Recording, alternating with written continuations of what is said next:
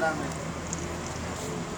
ये शासन को आंदोलन किया, यहाँ भी मैंने किया, लेकिन उस समय मैं प्रभार में था। लेकिन आज बगैर प्रभार का जो मुझे सम्मान मिला है, इसके लिए मैं हृदय से शुक्रगुजार हूँ। और सभी शिक्षकों का भी मैं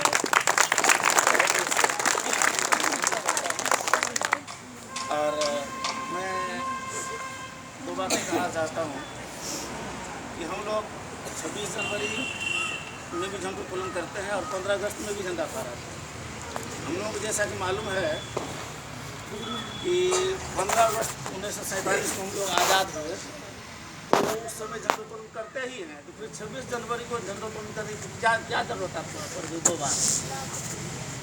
तो इसको हम स्पष्ट करना चाहते हैं, क्योंकि हमारे शिक्षक सभी जानते हैं, लेकिन बच्चों के बीच में कि हम तो आज़ाद हुए थे 15 अगस्त 1947 को, लेकिन कानून जो था हमारे देश में वो अंग्रेज़ों का ही चलता था।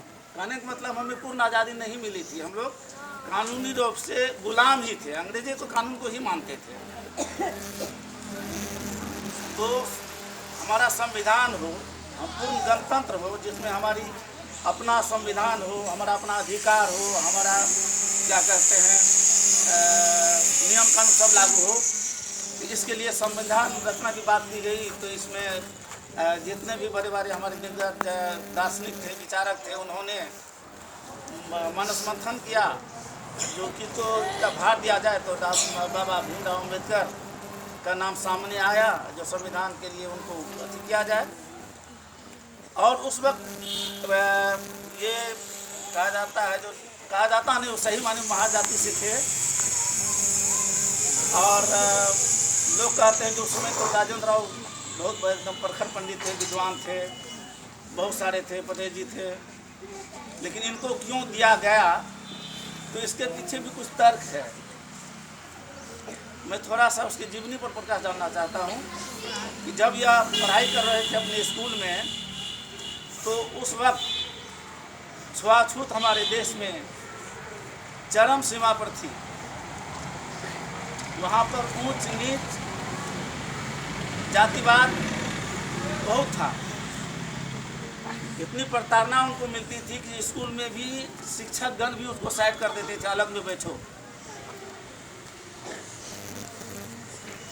लेकिन वो कहते हैं ना, जो हर युग में बुराई के साथ साथ कुछ अच्छाई भी होती है। कुछ ऐसे भी शिक्षक थे जो बायकास्ट ऊंची जाति से संबंध रखते थे, लेकिन कहते हैं ना, जो हीरे की परख जौहरी को होती है। तो कुछ शिक्षक, एक शिक्षक का नाम उसमें लेना चाहता हूँ, अंबालीकर साहब, वो कहा जो अम्बेडकर जी, इसका नाम था पहले भीमा, तुम जब कभी भी चाहो तो मेरा दरबार तुम्हारे लिए खुला, तुम मेरे पास आकर के पढ़ सकते हो। वो बहुत प्यार उनको करते थे और वो अलग से उनको टाइम देते थे, पढ़ाते थे।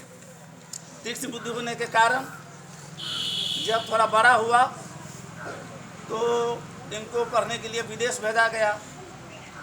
और एक राव साहब थे, उनके यहाँ इनके पिताजी नौकरी करते थे, झाड़ू बहारू का काम करते थे। एक दिन वह बीमार पड़े तो भीमराव को भेजा गया उस परिवार में काम धाम करने के लिए।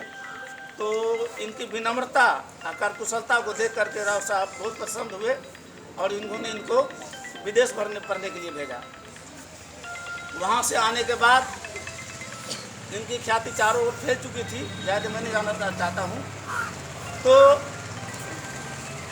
भार जब इनको दिया गया, जो वकील को दिया जाता, अम्बेडकर साहब को दिया जाए, विदेश में पढ़ कर के आए हैं, बैरिस्ट्री किए हैं और बहुत से भाषा का इसको ज्ञान है। तो इन्होंने क्या किया, जितने भी बड़े देश हैं सभी का भ्रमण किया और सभी देश के संविधानों को इन्होंने पढ़ा और उसमें जो खूबियाँ थी, अच्छी बातें थी, उसको वह कलेक्ट किया और जो इसको बुरा लगा उसको छांटा और अच्छाई को एकत्र करते करते इतना एकत्र हुआ कि वो विश्व का सबसे बड़ा संविधान बन गया। और यह संविधान कठोर के साथ साथ परिवर्तनशील भी है। थोड़ी इस माने में कि आसानी से हम इसको बदल नहीं सकते और लचीला इस माने में कि यह संविधान की हमारी विशेषता है जो सही माने में अगर उसको हम संसद के माध्यम से जाएंगे तो आसान भी है, कितने संशोधन हो चुके हैं। तो संविधान लिखने में कभी कभी अम्बेडकर साहब को और उस समय की जो दिग्गज है टकराहट भी हुई है। एक बार की मैं जिक्र करता हूँ, जो पटेल जी चाह रहे थे कि कुछ इस बातों को उसमें समावेश नहीं किया जाए। जो डॉक्टर साहब इस बात को आप उसमें से हटा दीजिए और सब बात जो आप लिखें वो सही है, और कुछ उसमें जो जोड़ना है जोड़ लीजिए। तो ये थोड़ा सा जीत पर अड़ गए अम्बेडकर साहब, एक बोलिए तो फिर आप अपना संविधान स्वयं लिख लें। पटेल जी चूँकि उस वक्त के वो गृह मंत्री थे, तो पटेल जी जवाब देते हैं इसको अम्बेडकर साहब को, देखो सभी जानते हैं कि मैं जिद्दी हूँ, लेकिन बेवकूफ़ नहीं हूँ। संविधान तो तुम ही लिखोगे, अब इसके बाद मेरा कोई भी हस्तक्षेप नहीं होगा, तुमको जैसे लिखना है लिखो। तो ये संविधान लिखा गया, और यही आज का जो दिन है 26 जनवरी, तो इसी दिन 1950 को संविधान को उस समय के तत्कालीन क्या कहते हैं राष्ट्रपति राजेंद्र प्रसाद को समर्पित किया गया, और उस दिन हम लोग पूर्ण गणतंत्र हुए। तब हमारा देश, हमारा अपना संविधान बना, और इस संविधान को लागू होने के उपलक्ष्य में, हमारा अपना कानून लागू होने के उपलक्ष्य में उस दिन से हम लोग 26 जनवरी को भी झंडोत्तोलन करते हैं।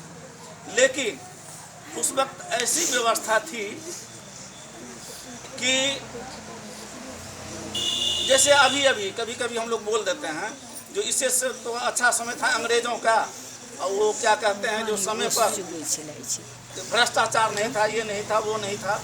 लेकिन इस मैटर में थोड़ा सा ये हम लोग को देना है, जो कुछ भी है तो हम आज़ाद हैं, और ये हमारे अंदर की बात है, हमारे देश की बात है। तो जैसे हम बदलेंगे तो देश बदलेगा। हम सभी एक दूसरे पर अपना दायित्व डाल देते हैं, लेकिन एक ही अनेक में बदलता है। अगर हम अपने कर्तव्य को करेंगे अधिकार के साथ साथ, वो भी करेंगे, वो भी करेंगे, तो वही एक अनेक में बदलता है। फिर हमारे देश की जो क्या कहते हैं छवि जो है विश्व पटल पर दूसरी हो जाएगी, और वो बुरे हैं तो मैं भी बुरा हूँ, ऐसा नहीं। और यह तो बात सही है, जो मेरा आखिरी है ये 26 जनवरी यहाँ, लेकिन मैं जहाँ कहीं भी रहूँगा तो शामिल होने की तो निश्चित ही कोशिश करूँगा। 15 जनवरी में भी, 15 अगस्त में भी, 26 जनवरी में भी। नहीं चाहेंगे आपको लाएंगे, वो तो खैर ठीक है। मैं अपनी वाणी को विराम देता हूँ।